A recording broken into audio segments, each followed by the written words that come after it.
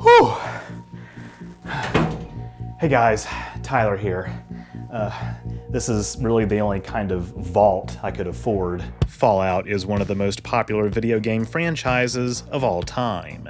It's known for its post-apocalyptic setting, taking place after a devastating nuclear conflict between China and the United States. The series' Atompunk retrofuturistic aesthetic is notably influenced by America's 1950s post-war culture, which combined hope for the promises of technology with the lurking fear of nuclear annihilation. But something else Fallout's world is notorious for is its distinct lack of technologies based on the transistor, the basis of all digital devices in our modern world. Just how plausible is such an alternate history, or Fallout's post-apocalyptic future for that matter? In this video, which won't contain spoilers for Season 1 of the Fallout TV show, I'll endeavor to answer these questions and more.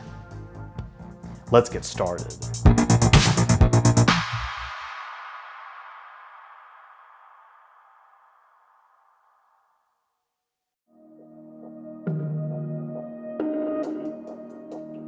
The timeline of the Fallout universe noticeably diverges from our own history after 1945, following World War II. This period sees the emergence of an atompunk golden age, where vacuum tubes and atomic physics provide the foundation of scientific progress, whereas transistors, invented in 1947, are not as scientifically important. It's actually a popular myth that the transistor was never invented in Fallout's universe, and this myth has been debunked by the game's developers. As a result of these alternate developments, the century plus leading up to the nuclear exchange is marked by a bizarre socio-technological status quo. Advanced robots, nuclear-powered cars, and other futuristic technologies exist alongside 1950s-era computers and televisions. Additionally, the United States in 1969 reorganizes itself into 13 commonwealths, representing a further centralization of power. The idea for the Commonwealths originated during development of the first Fallout game, when co-creator Leonard Boyarsky wanted to adapt the 13-star design of the Cowpens flag from 1777 because it looked cool. According to an unofficial RPG published by Joshua Sawyer, a former designer at Black Isle Studios and eventual project director of Fallout New Vegas, the Commonwealths are an intermediate level of government between the states and the federal government. They are intended to help create legislation broad enough in scope to affect states that share common concerns, but narrow enough so as to leave dissimilar states alone. But this arrangement causes even more strife as the Commonwealths compete with each other to promote their own interests. While this explanation is not technically canon, Sawyer's map of the Commonwealths did find its way into canon in the Fallout TV series. Sawyer has noted that, while he wishes he would have drawn the borders differently, there are many real-life examples of arbitrary borders leading to significant fallout, no pun intended, like the Sykes-Picot Agreement partitioning the Ottoman Empire after World War I. Either way, Fallout's timeline contains some other deviations around this time as well. While the US still wins the space race by landing astronauts on the moon in July 1969, the mission is called Valiant 11, and the lunar lander, Virgo 2, is crewed by different astronauts from real life. America's space agency is not called NASA, and is instead the United States Space Administration, and the missions leading up to and after Valiant 11 are different as well. While some mentions of transistor-based technologies start popping up around the early 21st century, another in-universe reason vacuum tubes remain popular is that transistors are more susceptible to interference and damage by electromagnetic pulses, or EMPs. Our modern electronic infrastructure being affected by EMP blasts is a frequent feature in post-apocalyptic and dystopian sci-fi, such as the lore of the Blade Runner and cyberpunk universes, as well as Star Trek's World War III. Indeed, the choice to nerf the development of transistors in Fallout's universe has also been controversial behind the scenes, with Fallout 3 and 4 level designer Joel Burgess arguing numerous times with the dev team about the butterfly effect this would have. As Burgess would note, not only does the widespread absence of transistors affect the mechanics of how things are built, but it has implications about the cultural priorities of the people living in such a world. As a matter of fact, these cultural differences are ever present in Fallout's world building, with, for instance, the aesthetics and Cold War paranoia of the 1950s continuing to dominate the American lifestyle deep into the 21st century. And of course, many of these design choices are reflective of tropes in the Atompunk genre itself.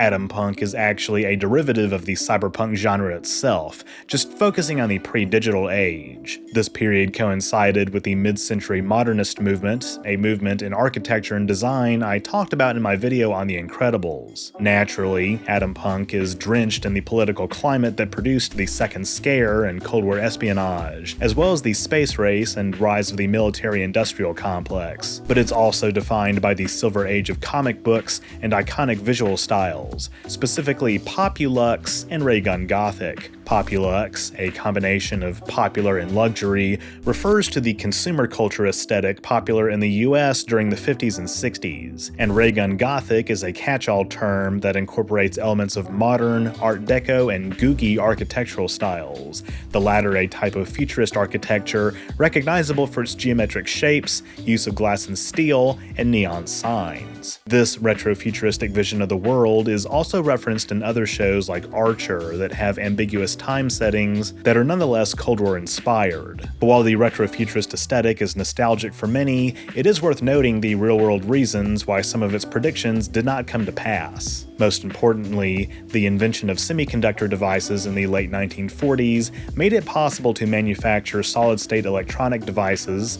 which use transistors, diodes, and integrated circuits. Solid-state electronics are smaller, safer, cooler, as well as more efficient, reliable, durable, and economical compared to vacuum tubes. Transistors began to replace vacuum tubes en masse by the mid-1960s, though famously, the cathode ray tube, or CRT, remained in use in electronic displays until the early 21st century. It was only after high-definition LCD and LED displays became cheaper that CRTs went by the wayside, though they would still feature in many late 20th century futuristic sci-fi settings like Alien and RoboCop. Also, notably, the persistence of black and white entertainment into Fallout's 21st century is largely because the first real color cameras technically required electronics to process the image. Today, vacuum tubes are still commonly used in some applications, like in microwaves and amplifiers. As for why nuclear power didn't catch on, well, besides some high-profile disasters like 3 Mile Island and Chernobyl, well, let's just say the fossil fuel lobby may or may not have had a hand in the matter.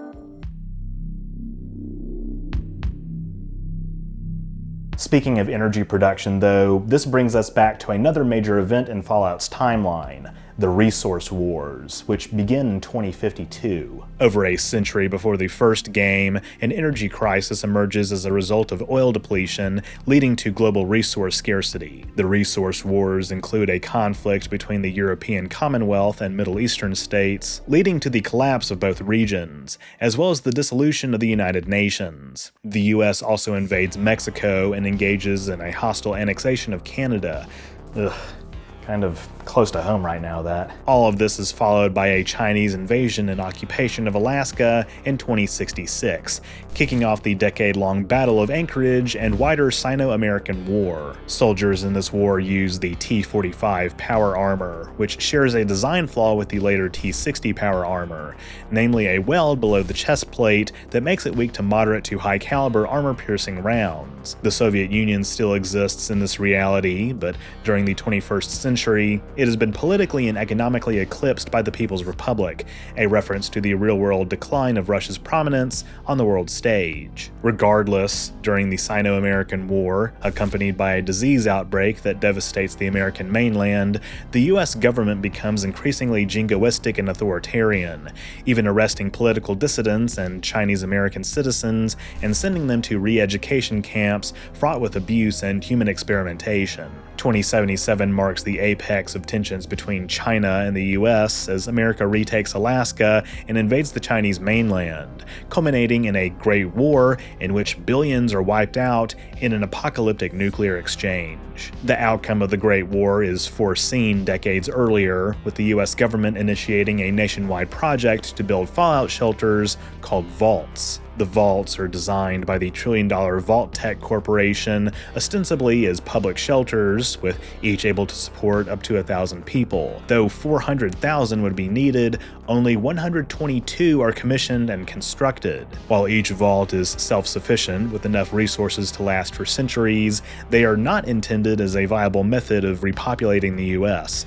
Instead, most vaults house secret, unethical social experiments designed to determine the effects of varying environmental and psychological conditions. 17 of the vaults act as controls and are made to function as advertised, but they are shoddy and unreliable, with most of the funding directed towards the experimental vaults. And many vaults even remain sealed even after radiation reaches safe levels as part of their respective experiments. The experiments are widely varied, such as a vault filled with clones, a vault where residents are kept in suspended animation, a vault where residents are exposed to psychoactive drugs, a vault instructed to sacrifice one inhabitant each year, vaults with disproportionate ratios of men and women, a vault where the door never fully closed, thus exposing inhabitants to the dangerous nuclear fallout, a vault that is deliberately overcrowded, multiple vaults with inhabitants exposed to a mutagenic virus, and more. As one may expect, many of these experiments had disastrous results and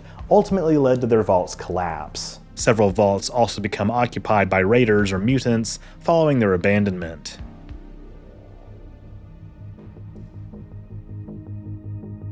On the surface, the US has devolved into an environment commonly referred to as the wasteland. Large expanses of the country are left to decay after the Great War, and subsequent Armageddon have severely depopulated the land. Most cities and towns lie empty, having been looted or outright deserted in favor of smaller, makeshift communities scattered across the wasteland. Additionally, virtually all food and water is irradiated, and most life forms have become mutated. A large portion of the country's infrastructure lies in ruins, so basic necessities are scarce. A common method of exchange is simple barter, though the most conventional currency is bottle caps. As spaces in the vaults largely go to the wealthiest citizens before the Great War, many humans who could not gain access to the vaults but survived the atomic blasts turned into so-called ghouls. In contrast to the expected condition of a shortened lifespan, ghouls' lifespans are greatly extended, their bodies developing widespread necrosis. This is commonly accompanied by hair loss, ghouls' voices taking on a raspy tone, and otherwise having permanently deformed physical features. Ghouls continually exposed to high radiation levels can experience irreversible brain damage, turning them feral and attacking almost anything in sight in a manner similar to zombies. Creatures called death claws, designed by humans as biological weapons prior to the Great War, also roam the wilderness. Having escaped into the wild, they have gone on to thrive in the nuclear wasteland and have become apex predators. Various human factions have also formed in the wasteland, most prominently the Brotherhood of Steel, the New California Republic or NCR, the Enclave, and the Institute. The Brotherhood of Steel is descended from a group of US Army soldiers who mutinied and considered themselves independent from the US government. The Brotherhood makes it its mission to preserve advanced technology and regulate its usage, believing humanity cannot be trusted with the means to destroy itself. They have a strict hierarchy and, though relatively isolationist, are one of the most important organizations in the wasteland. The NCR was created by a group of dwellers from Vault 15 who founded the town of Shady Sands, which would become a major economic power in the Southwest, uniting with other proximate hubs of civilization to found the NCR. The Enclave is a secret fascist cabal that includes wealthy industrialists, military officers, and powerful politicians, claiming to be the continuous, legitimate government of the United States. And the Institute is a reclusive society of scientists, intellectuals, and mechanists who descend from the staff of MIT. The Institute, having emerged in the early 23rd century, is one of the leading innovators of new technology in the post-apocalyptic world, including androids. One technology the Institute has long considered a pipe dream is cold fusion, or nuclear fusion carried out at or near room temperatures. While in real life there is currently no accepted theoretical model under which cold fusion is possible, experiments in Fallout prove it is possible as early as 2077, though this finding is subsequently concealed by Vault-Tec until we get to see a successful demonstration in 2297.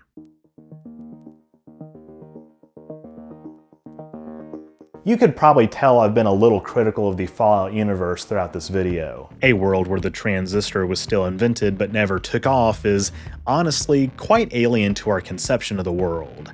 An eternal Cold War would involve massive changes to the political alignments we're familiar with, as in real life, military pressure against the Soviet Union, combined with structural weaknesses of its command economy, led to its collapse. Many of the externalities of capitalism that have contributed to growing class consciousness in the 21st century, like the Great Recession, would likely need to be mitigated to avoid eventual mass rebellion against the powers that be. Perhaps this is where the Commonwealths come in. The added level of bureaucracy, while ultimately destined for failure, may have kept voters occupied enough to focus on regional issues. Characters in-universe still realize that the American dream is a lie, as companies like Vault-Tec continue to profit from war and thwart peace negotiations.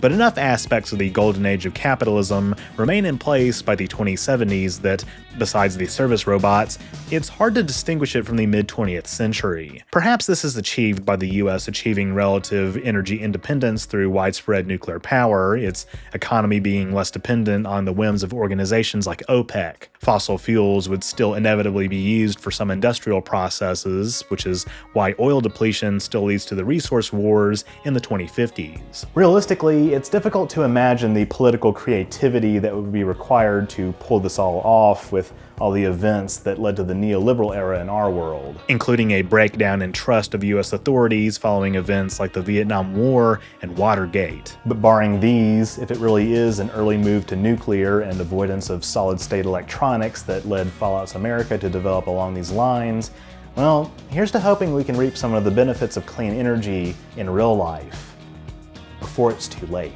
I also didn't talk as much about the science of radioactive fallout in this video, though it's safe to say that a lot of the mutations that humans and animals experience lean more towards the fiction side of science fiction. If you'd like to see me go into more detail about nuclear fallout, I'd highly recommend my video about Earth's World War III and Star Trek, link in the description. This video was sponsored by my Patreon. By becoming a patron of mine, you're not only supporting the channel, but you also get access to some awesome perks. There are 5 tiers, each with their own unique benefits. At the $2 per month level, you'll get your name in the credits of my videos, plus behind-the-scenes photos, patron-only polls, and special roles in my Discord, as well as ultra-high resolution digital artwork like the maps for my videos, where I chart the routes of various Starfleet ships. You can also read my Star Trek fan comic, Star Trek Endurance. At the $5 level, in addition to the previous rewards, you'll get exclusive monthly vlogs and occasionally extended cuts of some of my video essays. $10 gets you a follow on social media, if that's something you care about, plus a personalized thank you message in your Patreon inbox. At $25, you'll be credited as a top patron and get early access to all rough cuts and occasional script drafts. At the $50 level, I'll give you a verbal shout out in one of my videos, and at $100, well, let's just say at that point, I'm just grateful to have your support. Even if you sign up for the free tier, you can still follow some of my major channel updates. If you join as a YouTube member, you'll get similar perks, but not as many as on my Patreon. Just go to patreon.com/OrangeRiver to sign up today. With that, thank you all so much for watching. If you enjoyed this video, be sure to leave a thumbs up down below and don't forget to share it. That stuff really helps me out. If you haven't subscribed yet, be sure to do that as well so you don't miss future uploads, and click the bell icon to receive all notifications. If you want to support my work even further, you can become a patron at patreon.com/OrangeRiver, link in the description, or become a YouTube member by clicking the join button on my channel page. Or you can drop a one-time super thanks or PayPal donation, all are appreciated. Links to my PayPal, as well as my social media merch store, are are in the description too. I just want to give a quick shout out to all of my donors who allow me to bring on outside talent like editors to make more high quality content for you to enjoy. Also, just as a reminder, I do have a second channel, OrangeRiver Plus, where I've uploaded the VODs of lots of my gaming streams, with more on the way. And in addition to some other goofy one-offs and extra behind the scenes content, I've officially made it my second streaming platform, so be sure to subscribe so you don't miss any new content. That's all I have for this week. Now, I'm gonna go save America.